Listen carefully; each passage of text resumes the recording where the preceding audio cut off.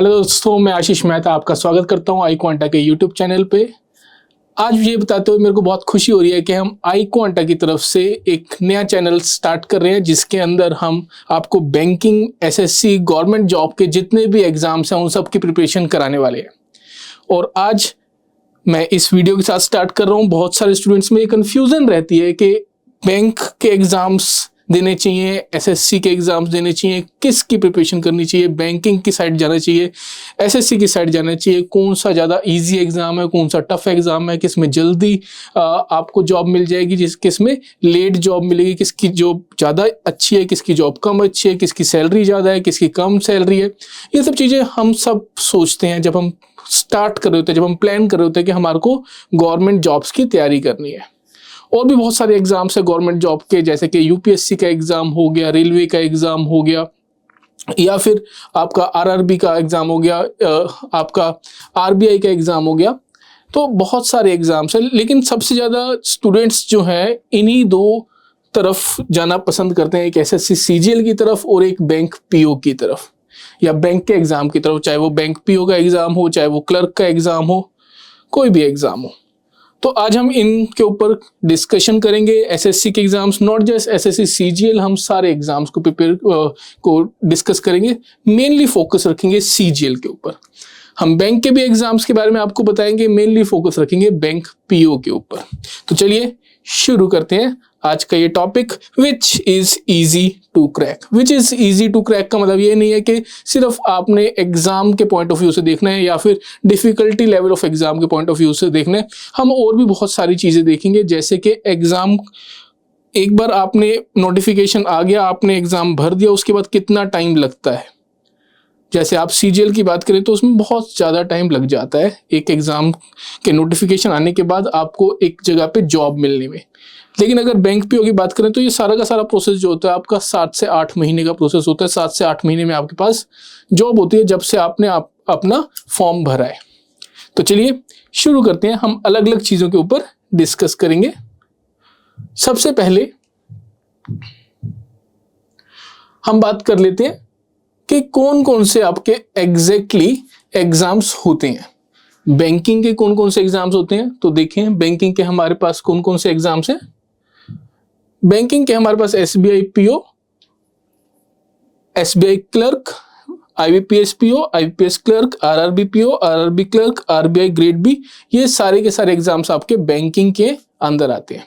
और एक साल में लगभग ये सारे एग्जाम्स हर बार होते रहते हैं। हर साल एग्जाम्स होते हैं, हर बार इनकी कैलेंडर आता है, हर बार आपको पता चलता है कि एग्जाम होगा। आईबीपीएस कौन कौन से एग्जाम्स कंडक्ट कराता है, आईबीपीएस पीओ कराता है, आईबीपीएस क्लर्क कराता है, आरआरबी पीओ कराता है, आरआरबी क्लर्क कराता है।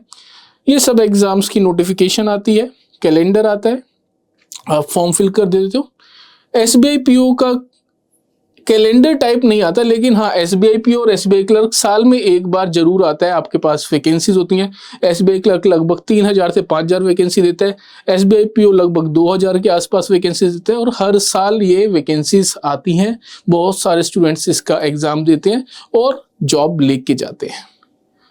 दूसरी साइड बात करें अगर हम एसएससी के बारे में, तो एसएससी के अलग अलग एग्जाम्स होते हैं। जैसे कि सबसे टॉप एग्जाम होता है आपका एसएससी सीजीएल जो ग्रेजुएट लेवल का होता है। उसके बाद सीपीओ का एग्जाम होता है, सीएचएसएल का एग्जाम होता है, स्टेनो का एग्जाम होता है, एमटीएस का एग्जाम होता है और जीडी का एग्जाम होता है। ये सारे के सारे एग्जाम्स आपके होते हैं। अगर डेट की बात करें तो इनकी कोई फिक्स डेट नहीं होती है। ऐसा कहा जाता है कि साल में एक बार ये एग्जाम्स होने हैं, लेकिन कई बार ज़्यादा टाइम भी लग जाता है और इनका पूरा जो प्रोसेस है उसमें भी बहुत टाइम पीरियड लगता है। तो कोई फिक्स नहीं है कि एग्जाम के जो नोटिफिकेशन है वो मार्च में आएगी, कि अगस्त में आएगी, कि नवंबर में आएगी। ओके, तो ये सब एग्जाम्स हैं आपके एसएससी के। उसके बाद अगर हम बात करें तो फ्रीक्वेंसी ऑफ एग्जाम, मैंने आपको बताई दी फ्रीक्वेंसी ऑफ एग्जाम के बारे में। फ्रीक्वेंसी ऑफ एग्जाम हर साल होता है बैंकिंग का एग्जाम। अगर मैं बैंक की बात करूं तो आपका बैंक का एग्जाम जो होता है वो हर साल होता है। हर टाइप का एग्जाम, पीओ का एग्जाम, क्लर्क का एग्जाम, ये हर साल ही होंगे।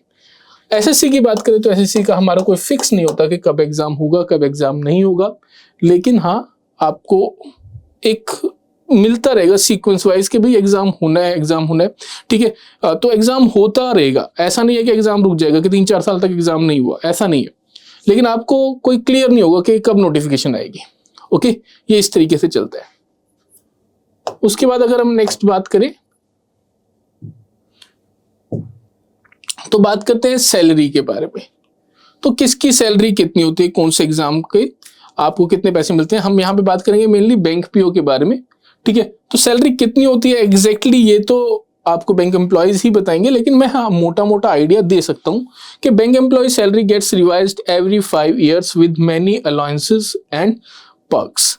जो बैंक की एम्प्लॉय की सैलरी है वो हर 5 साल में रिवाइज होती है। वहीं एसएससी के जो एम्प्लॉयज हैं उनकी सैलरी जो है हर 10 साल के अंदर आपकी रिवाइज होती है अंडर पे कमीशन। ठीक है, तो इस हिसाब से अब बात करेंगे सैलरी की, तो एक क्लर्क की सैलरी जो है वो 35 to 45,000 के बीच में स्टार्ट होती है। Depends on bank to bank. SBI clerk की अलग होती है और आपके आईबीपीएस पीओ में जितने बैंक्स होते हैं उनके क्लर्क की अलग अलग होती है और डिपेंड करती है अलग अलग सिटी के ऊपर। लाइक आप अगर टॉप सिटी में जैसे मुंबई में हो गया या फिर दिल्ली में हो गए या फिर बेंगलोर में हो गए तो सैलरी थोड़ी ज़्यादा मिलती है कंपेयर टू अदर सिटीज़। और अगर आप एसबीआई के पीओ हैं तो अलग सैलरी होगी, लगभग 1 लाख के अराउंड हो सकती है वो सैलरी अगर आप अच्छी सिटी के अंदर है। और अगर आप नॉर्मल सिटी में है तो वो अराउंड 80,000 70,000 के अराउंड हो सकती है। ठीक है, सेम विद आईबीपीएस पीओ की सैलरी अगर आप मुंबई के अंदर है तो 80,000 70,000 हो सकती है और बाकी जगह पे 56-55,000 के अराउंड भी होती है। एसएससी की बात करें तो एसएससी की सैलरी जो है वो स्टार्ट होती है लगभग 75, अगर आप ऑफिसर लेवल पे जाएंगे तो 65,000 के अराउंड आपकी सैलरी रहती है। कुछ ऐसी पोस्ट हैं जिसके अंदर आपको थोड़े एक्स्ट्रा पर्क्स भी मिलते हैं, कुछ एक्स्ट्रा पैसे भी मिलते हैं, 10% 20% depends on the post. Like आप सीबीआई में हो या फिर आईबी में हो तो थोड़े से एक्स्ट्रा पैसे मिलते हैं। फील्ड का अलग होता है, थोड़ा बहुत अलाउंसेस अलग अलग होते हैं। ठीक है, तो मोटा मोटी it will be around 65-75,000 rupees. Okay, जो हर 10 साल में अंडर पे कमीशन बढ़ती रहती है। तो उस हिसाब से देखा जाए, अगर सैलरी के हिसाब से मैं कंपेयर करूं दोनों को, तो बैंक की जो सैलरी है वो कंपेरेटिवली ज़्यादा अच्छी है एज कंपेयर टू एसएससी। और चीज़ों के ऊपर डिस्कस करते हैं जैसे कि सिलेक्शन प्रोसेस, जिसके बारे में मैंने थोड़ा सा आपको बताया भी कि बैंक की सिलेक्शन प्रोसेस क्या होती है। The selection and joining process is faster than SSC jobs. जो प्रोसेस है फास्टर है, आपको हर टाइम पता चलता रहता है कि भाई अभी क्या होने वाला है, नेक्स्ट क्या होगा, नेक्स्ट प्रोसेस क्या होगी। आपका प्री से पहले ही आपको मेंस के एग्जाम की डेट पता होती है, आपका प्री कब होना है वो आपको बहुत पहले ही पता चल जाता है। आपके सारे एग्जाम्स, चाहे वो आरआरबी का एग्जाम हो, चाहे वो आपका बैंक पीओ का एग्जाम हो, चाहे वो आपका क्लर्क का एग्जाम हो, ये सारी की सारी डेट्स आपको एक साथ दे दी जाती है आईबीपीएस के अंडर। लेकिन एसबीआई के अंडर आपका जब नोटिफिकेशन आता है तो आपको पता होता है कि आपका प्री कब होगा, मीन्स कब होगा, रिजल्ट कब कितने टाइम में आ जाएगा। ज़्यादा टाइम नहीं लगाते हैं रिजल्ट को देने में भी। दूसरी साइड अगर हम एसएससी की बात करें तो थोड़ा सा बदनाम है। The assessee selection process involves time taking right from filling out the application form to the final allotment। तो फॉर्म फिल करने से लेके अलॉटमेंट तक आपको लगभग 3 से 4 साल का टाइम भी लग जाता है। सबसे पहले आपका नोटिफिकेशन आता है, फिर उसके बाद आप फॉर्म फिल करते हो, फिर उसके बाद आप प्री का एग्ज़ाम देते हो, फिर आप मेंस का एग्ज़ाम देते हो, फिर आप इंटरव्यू के लिए जाते हो, उसके बाद आपकी फाइनल सिलेक्शन होती है। तो ये सब जो प्रोसेस है, आपको जब प्री देते हो आपको पता नहीं होता कि आपका मेंस का एग्ज़ाम कब होगा। आप जब मेंस देते हो आपको नहीं पता आपका रिजल्ट कब आएगा। तो ये सब चीज़ों में बहुत लंबा टाइम खिंच जाता है, लगभग 3 साल तक निकल जाते हैं और फिर उसके बाद आपका फाइनल रिजल्ट आता है। तो इसमें भी इस फील्ड में अगर देखें तो इसमें भी बैंक ज़्यादा अच्छा है कंपेयर टू एसएससी में बहुत लंबा टाइम होता है। आप कंफ्यूज रहते हो कि मैं कुछ और भी नहीं कर पा रहा और मैं इसमें भी फंसा पड़ा हूँ। ठीक है, और बैंक में लगभग 7-8 महीने का पूरा प्रोसेस है और आप पूरे प्रोसेस से निकल के आराम से आप अपनी जॉब ले सकते हो। आपको पता चल जाता है आपका जॉब किस जगह पे है। आगे बढ़ते हैं, वर्क टाइप किस टाइप का होता है, बैंक में क्या काम करना होता है और आपको एसएससी में क्या काम करना होता है। तो अगर मैं बात करूं बैंक की, the bank job mostly involve public engagement. आपको पता है बैंक में क्या काम होता है, पैसे लेते हैं, आप लोन देते हो, आप लॉकर्स रखते हो, तो सारी की सारी चीज़ें क्या है, पब्लिक रिलेटेड है। पब्लिक के कन्वीनियंस के लिए हमने बैंक खोले हैं ताकि हम उनके पैसे संभाल के रख सके, उन जो ज़रूरतमंद है उनको हम लोन दे सकें, और जिनके पास ज़्यादा पैसा है, जो घर पे नहीं रखना चाहते, डरते हैं, उनके पास कुछ अपने आभूषण हैं, तो वो सब के सब आप अपने लॉकर में रख सकते हो। तो बहुत सारी चीज़ें होती हैं, जैसे क्रेडिट कार्ड भी देना और एटीएम कार्ड भी देना, ये सब चीज़ें आपके बैंकिंग के काम में आती हैं। ये सारे के सारे पब्लिक सर्विसेज हैं, यानी कि आप लोगों के साथ काम करते हैं और आप डेली उनसे मिलते जुलते हैं। Involve public engagement. दूसरी साइड अगर बात करें एसएससी के बारे में, तो एसएससी की जॉब जो होती है वो फील्ड वर्क भी हो सकती है और डेस्क वर्क भी हो सकती है। जितना भी काम हमारी सरकारें कर रही हैं, इन सबको फ्रेमवर्क में लाना, यानी कि इन सबको संभाल के रखना, सबको समझना, सबके ऊपर डिसीजन लेना, इन सब चीज़ों के पीछे एसएससी के एम्प्लॉयज़ होते हैं।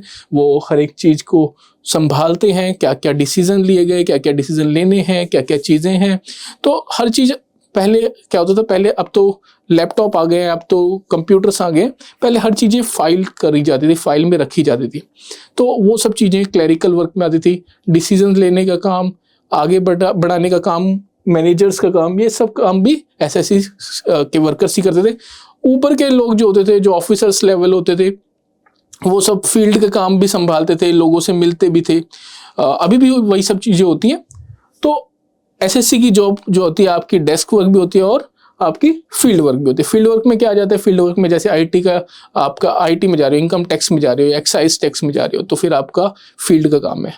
आप अगर सपोज एनफोर्समेंट डायरेक्टरेट में जा रहे हो, ईडी में जा रहे हो, या फिर आप क्या कहते हैं, किसी भी, जैसे सीबीआई में चले गए, आईबी में चले गए, तो ये सारे के सारे फील्ड वर्क में आ जाते हैं। उन्हीं के अंदर कुछ डेस्क वर्क वाले भी होते हैं। तो आई होप आपको समझ में आ गया कि वर्क टाइप क्या होता है। एसएससी में आपको फील्ड वर्क भी करना पड़ सकता है, डेस्क वर्क भी करना पड़ सकता है। बैंक में पब्लिक एंगेजमेंट ज़्यादा होती है as compare to normal desk work से। ट्रांसफर्स की अगर बात करें, तो ट्रांसफर्स के मामले में बैंक की बात करें तो फ्रीक्वेंट ट्रांसफर्स हैं यहाँ पे। In banks the candidate gets frequent transfer बहुत फ्रीक्वेंट होती है। ये लगा लो कि 3 साल बाद आपकी लगभग ट्रांसफर हो जाती है। तो एक सिटी, दूसरी सिटी, तीसरी सिटी, इस तरीके से आपकी हर 3 साल बाद ट्रांसफर्स होती रहती हैं। अगर एसएससी की बात करें,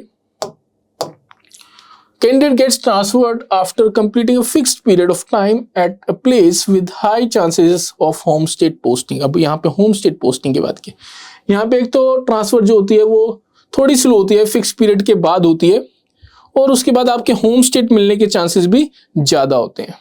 कुछ ऐसी पोस्ट हैं जिनमें सिर्फ आपको दिल्ली ही रहना पड़ता है, दिल्ली का ही होता है, जैसे सीएसएस का हो गया, तो उसमें आपको दिल्ली ही मिलेगा।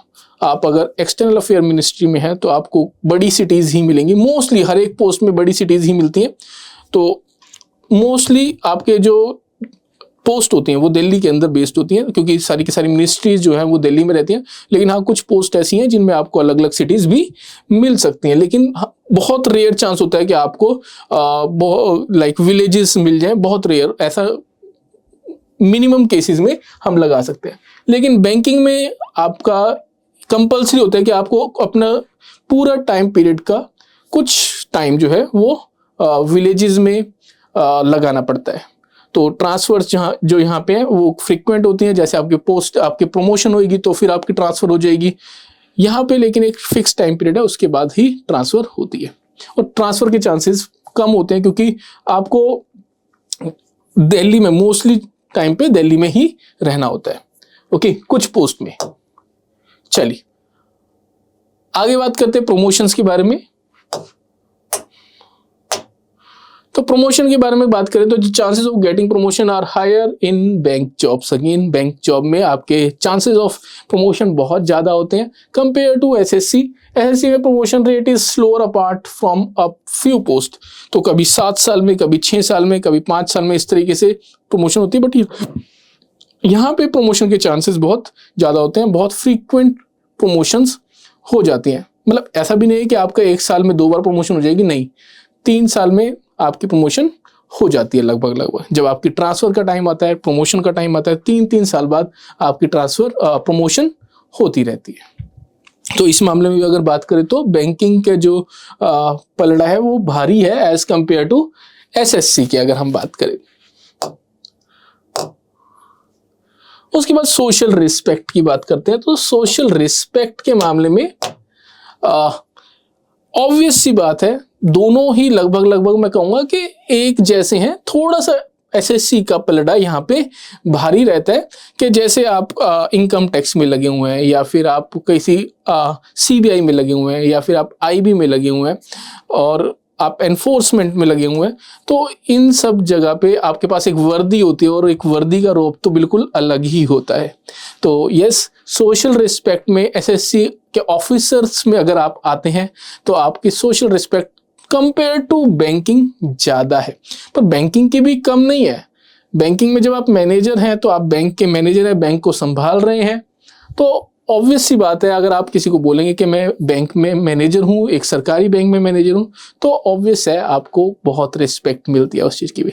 तो दोनों में रिस्पेक्ट बहुत है, लेकिन कंपेयर करें दोनों को तो एसएससी के अंदर थोड़ी सी ज़्यादा रिस्पेक्ट है अगर आप कुछ स्पेशल पोस्ट पे हैं तो।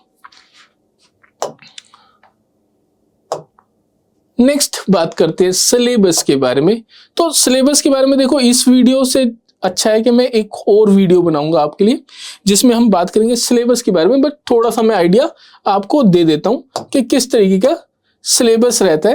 देखो, बैंक में जो आपका एग्जाम है उसमें आपका पहले प्री होता है, फिर मेंस होता है, और प्री के अंदर जो आपका मेन सब्जेक्ट्स होते हैं, अगर प्री की बात करें तो जो मेन सब्जेक्ट्स हैं आपके, वो आपका इंग्लिश है, क्वांट है और लॉजिकल रीजनिंग है। ये 3 सब्जेक्ट होते हैं आपके मेनली प्री के अंदर। और मेंस के अंदर अगर मैं बात करूं तो ये 3 तो रहेंगे ही रहेंगे, साथ में आपका जनरल अवेयरनेस, तो इंग्लिश भी रहेगा, क्वांट भी रहेगा, लॉजिकल रीजनिंग भी रहेगा, साथ में आपका जनरल अवेयरनेस, बैंकिंग अवेयरनेस, ये भी ऐड हो जाते हैं इसके अंदर। तो ये सब होता है आपका लगभग जो भी हम बात करें कि अगर सिलेबस की, तो आपका 5 मंथ्स आर सफिशिएंट, आप इन पूरे को कवर कर सकते हैं। एसएससी के बारे में बात करें, मैं मेनली सीजीएल के बारे में बात करूंगा, तो आपका इधर भी प्री का एग्जाम होता है, इधर भी आपका मेंस का एग्जाम होता है। तो प्री के अंदर आपके 4 सब्जेक्ट्स आते हैं, एक इंग्लिश आता है, एक आपका क्वांट आता है, एक लॉजिकल रीजनिंग आता है, और एक आपका जीके आता है। यहाँ पे जीके प्लस जीए दोनों भी ही आते हैं, ठीक है। तो यहाँ पे इंग्लिश जो होता है वो ग्रामेटिकल पार्ट इसके अंदर ज्यादा होता है। क्वांटिटेटिव एप्टीट्यूड के अंदर पूरा का पूरा आपका चाहे वो अर्थमेटिक हो, चाहे वो अलजेब्रा हो, चाहे वो ज्योमेट्री हो, सब कुछ इसमें आता है। इसमें ऐसा नहीं है, इसमें आपका सिलेबस कंपेरेटिवली कम होता है as compare to SSC. Logical reasoning इसके कंपैरिजन में, बैंकिंग कंपैरिजन में थोड़ा सा इजी रहता है। और जीके के बारे में बात करें तो जीके तो बहुत वास्ट है। इसमें आपका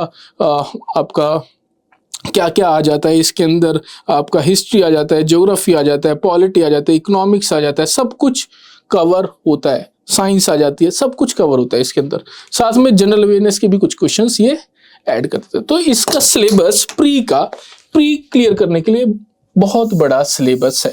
फिर मेंस की बात करें तो आपका क्वांट आता है, थोड़ा हायर लेवल का क्वांट आता है कंपेयर टू प्री, और इंग्लिश का आता है आपका, तो ये भी एक अच्छे लेवल के आपके क्वेश्चंस पूछे जाते हैं। ग्रामेटिकली ज़्यादा आपको साउंड होना पड़ेगा इसको क्लियर करने के लिए। मेंस के लिए प्री का एग्जाम भी क्लियर करने के लिए आपको बहुत ज़्यादा पढ़ना पड़ता है कंपेयर टू बैंकिंग। तो बैंकिंग क्रैक करना मेरी समझ से ईजी है एज कंपेयर टू एसएससी का कोई भी एग्जाम हो। तो अब ये आपके ऊपर है कि आप क्या चाहते हैं, कैसे क्या आगे बढ़ के क्या बनना चाहते हैं। तो दोनों ही अपनी अपनी जगह पे बहुत अच्छे एग्जाम्स हैं, बहुत अच्छी पोस्ट्स देते हैं। तो it all depends on you, आप कौन सा एग्जाम क्रैक करना चाहते हैं।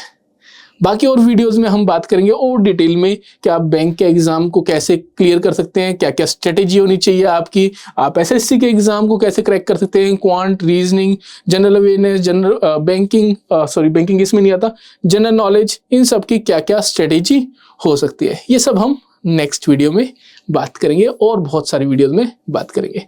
आज की वीडियो में, इस वीडियो में इतना ही। Thank you very much, have a nice day, bye bye.